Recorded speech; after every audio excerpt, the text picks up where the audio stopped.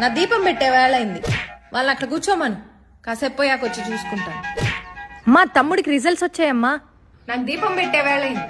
Pass అయినా fail అయినా దీపం పెట్టాకే కనుక్కుంటాలే పో. అమ్మా, మా అమ్మకి చాలా సీరియస్ గా ఉందని హాస్పిటల్లో చేర్చారట. ఏదైతే అదేంది లేవే, నాకు దీపం పెట్టే టైం అయింది. అమ్మా, కనీసం నా పెళ్లి ముహూర్తానికైనా వస్తావా? అప్పటికి దీపం పెట్టే టైం అవుతుంది. పూజారిని ఏమన్నా ముహూర్తం మార్పించమని చెప్దామా?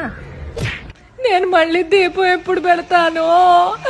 బహుశా నేను దీపాన్ని చూడకుండానే దీపం పెట్టే వేళ ఎప్పుడవుతుందో. మీ మదర్ ఒక మహాభక్తురాలనుకుంటా. ఆవిడ దీపం పెట్టలేకపోయినందుకు చాలా డిప్రెషన్కి లోనయ్యారు. బహుశా ఆవిడతో దీపం పెట్టించేస్తే నయమైపోతారేమో.